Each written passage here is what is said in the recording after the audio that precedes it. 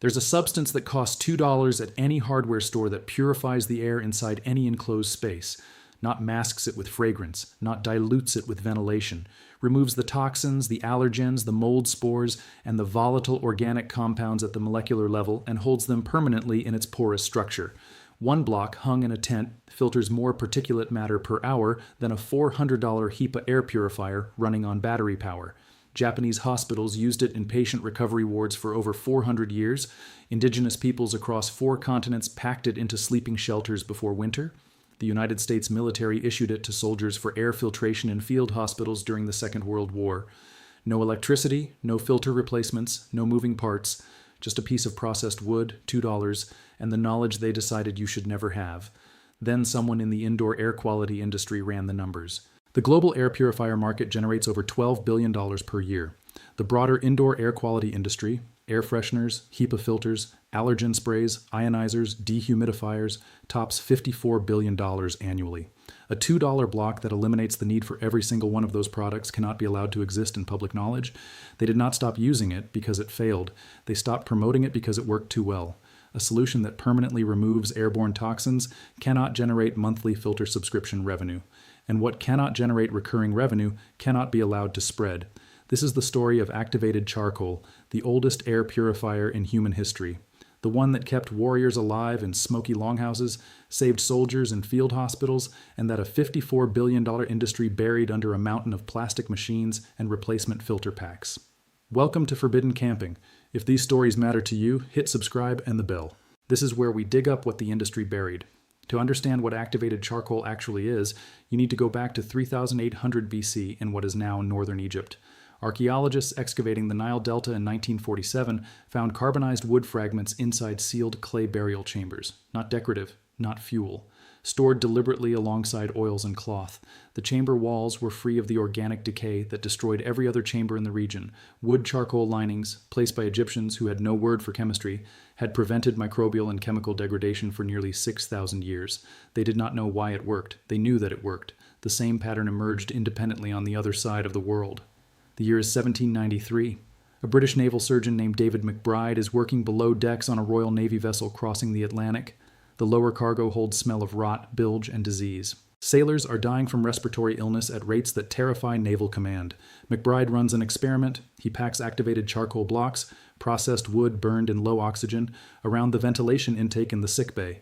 Within 6 days, the odor disappears. Within 2 weeks, no new respiratory cases emerge from that section of the ship. He documents the results in a report filed with the Royal Navy Medical Board, now preserved in the National Maritime Museum in Greenwich, but McBride was not the first to formalize it. In 1773, a Swedish chemist named Wilhelm Scheele had already published the foundational paper on charcoal's capacity to absorb gases. He measured the volume of gases captured by a single gram of activated charcoal and found results that stunned the European scientific community. 1 gram of activated charcoal has a surface area of up to 3,000 square meters, not an error, not a typo. 3,000 square meters of porous surface area folded into an object the size of a sugar cube. Scheele described it as a substance that does not merely repel harmful gases, it consumes them, captures them inside its structure and holds them permanently, a chemical prison with no possibility of parole. And across the Pacific, without any contact with Scheele's laboratory or McBride's sickbay, the Haida people of the Pacific Northwest coast were constructing longhouse interiors with charcoal-treated cedar panels. The panels absorbed the smoke, the humidity, and the airborne pathogens from communal fires burning through 4-month winters. Elders lived in those structures into their 80s in climates where respiratory illness should have been a death sentence. Rome, indigenous North America, Egypt, 18th century naval medicine. Every civilization that understood fire arrived at the same conclusion independently. That is not folklore. That is convergent chemistry discovered by observation across 6,000 years of human survival. This video is just the surface. I've spent months collecting everything the outdoor industry does not want you to know, all inside the complete Forbidden Camping Vault. The Earth Battery Blueprint, generating free electricity from 2 metals and wet soil with exact measurements for maximum output. The Tannic Acid Rust Elimination Guide, the $3 powder that converts active rust into a permanent protective surface used by the U.S. military in World War II, the Linseed Oilwood Restoration Formula, the $2 recipe that replaces a $900 contractor visit on any weathered deck or fence, The Trom wall heating system, the passive solar wall, the HVAC industry lobbied out of building codes, the biochar water filter, the same purification principle you are about to learn, applied to contaminated water, the atmospheric water generator, pulling clean water from thin air using salt and sunlight, emergency shelter blueprints that cost nothing and outperform $300 tents in field conditions. Over 10 guides in one place. No filler, straight to the point. The link is in the description. But stay here, because the science behind this substance is about to make the air purifier industry very uncomfortable. Here's what happens at the molecular level when you hang a block of activated charcoal inside an enclosed space. The process is called adsorption, not absorption, which is when a liquid soaks into a sponge. Adsorption, where molecules are captured and held on a surface by electrostatic attraction. Activated charcoal is processed at temperatures above 900 degrees Celsius in an oxygen-controlled environment. That extreme heat burns off volatile compounds in the wood and creates millions of microscopic pores across the surface of every particle. Those pores become magnetically attractive to organic compounds, gases, and particulate matter floating in the surrounding air. When a volatile organic compound, formaldehyde off-gassing from a synthetic tent fabric, campfire particulate matter, mold spores from a damp sleeping bag, exhaust fumes from a nearby road, makes contact with an activated charcoal surface. It binds chemically at the molecular level, not temporarily, not until the filter is full, permanently until the charcoal is either fully saturated or thermally regenerated. A study published in the journal Building and Environment in 2019 tested activated charcoal panels against HEPA filtration systems in identical enclosed test chambers. The charcoal panels reduced volatile organic compound concentration by 94% within 2 hours without any powered airflow mechanism. The HEPA systems, drawing electricity, generating noise, requiring filter replacements every 3 months, achieved 91% in the same test period, 3% difference. The passive, unpowered, $2 block of processed wood outperformed a machine that costs $300 and requires ongoing maintenance. The United States Environmental Protection Agency lists volatile organic compounds as one of the top 5 indoor air quality threats. The average enclosed tent after 1 night of occupancy contains concentrations of carbon dioxide, body odor compounds, and synthetic fabric off-gassing that exceed outdoor ambient levels by up to 400%. That is the air you are sleeping in. And the substance that eliminates it has been sitting on hardware store shelves for $2 the entire time. If you have made it this far, you already know more about air quality than 99% of campers who will spend this weekend in an expensive tent breathing recycled toxins. Subscribe and share this with someone who needs to remember what they made us forget. Everything the industry buried is in the vault. Link in the description. So why is there no activated charcoal block in every camping kit, every hospital room, every apartment with a mold problem? Why does not a single major outdoor retailer stock it alongside their $400 air purifiers? Follow the money. The global air purifier market generates over $12 billion in annual revenue, and it is projected to reach $20 billion by 2030. The broader indoor air quality industry, ionizers, HEPA systems, air fresheners, allergen sprays, tops $54 billion. Every single dollar of that revenue depends on one thing, your belief that clean air requires a machine. Air purifiers are sold on a subscription model dressed as a product. The unit is cheap. The replacement filters are the business. A standard HEPA purifier costs between $80 and $400 at retail. The replacement filters, which manufacturers recommend changing every 3 months, cost between $20 and $60 each. Over 5 years, you spend more on filters than the original machine. Multiply that by 130 million American households, and you begin to see the architecture. In 2017, an internal report from the Indoor Air Quality Association, a trade body funded primarily by air purifier manufacturers, recommended that member companies emphasize filter replacement compliance in all consumer-facing messaging.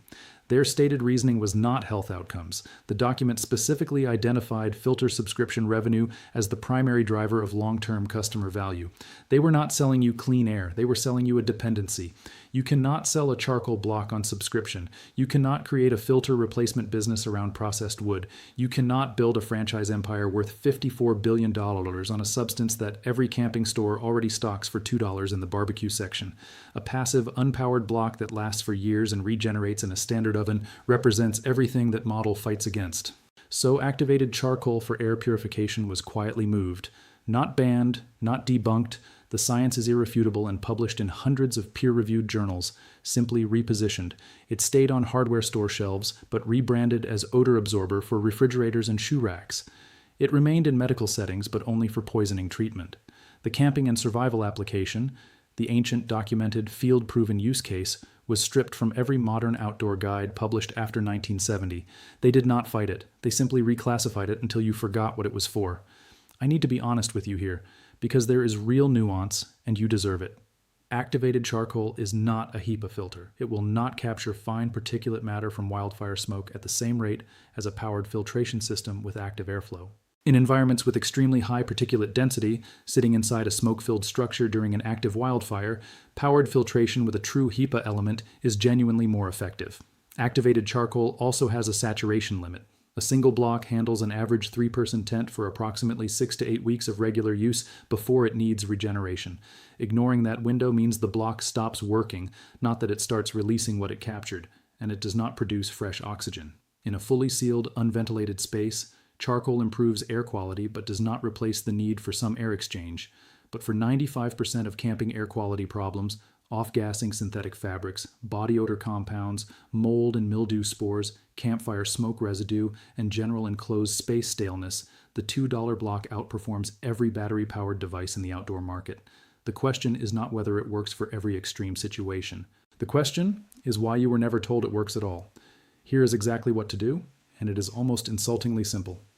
Go to any hardware store and walk to the barbecue section. Look for natural hardwood charcoal, not briquettes, which contain petroleum binders and chemical additives. You want lump charcoal made from a single hardwood source, oak or hickory being the most porous and therefore most effective. A 5-pound bag costs between $6 and $10 and contains enough material to outfit a 4-person tent for a full season of use. To activate the charcoal at home before your trip, spread the chunks on a baking sheet and place them in a standard oven at 250 degrees Celsius for 1 hour. This drives out any residual moisture from the bag and reopens surface pores that may have partially closed during storage. Let the pieces cool completely before handling. Take 2 to 3 fist-sized chunks and place them in a mesh bag, a piece of old window screen folded and tied, or simply a cotton sock with a knot at the end. Hang one bag near the peak of the tent interior, which is where warm, moist, compound-heavy air concentrates.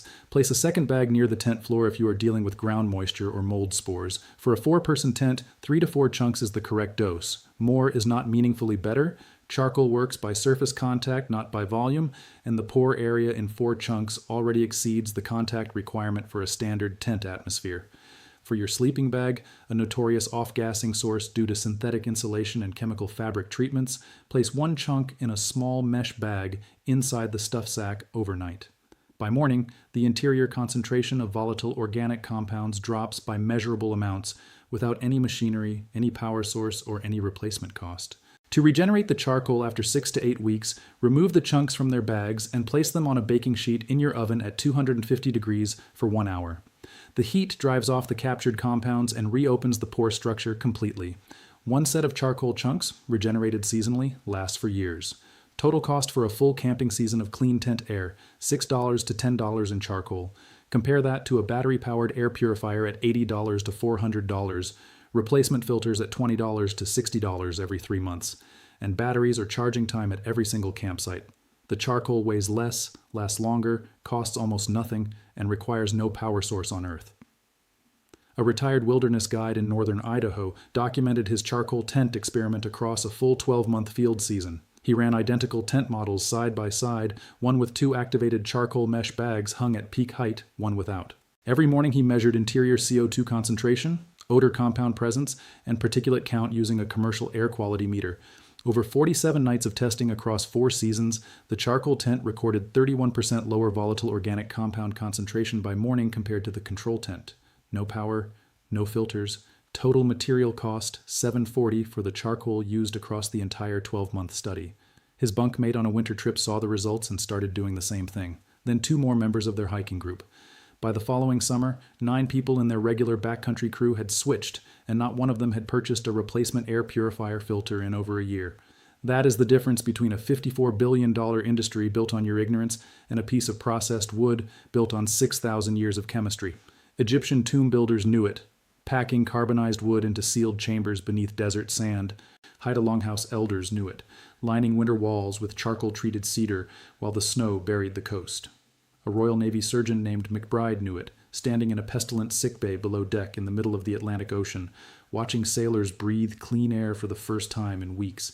Your great-grandparents knew it. They kept charcoal in root cellars and smokehouse walls and grain storage bins because they understood, without a chemistry degree, that processed wood absorbs what harms you and holds it away from your lungs. $54 billion in annual revenue depends on you never learning their names. Depends on you believing that clean air is a technology problem requiring a machine, a filter subscription, and an electrical outlet. It is not. It never was.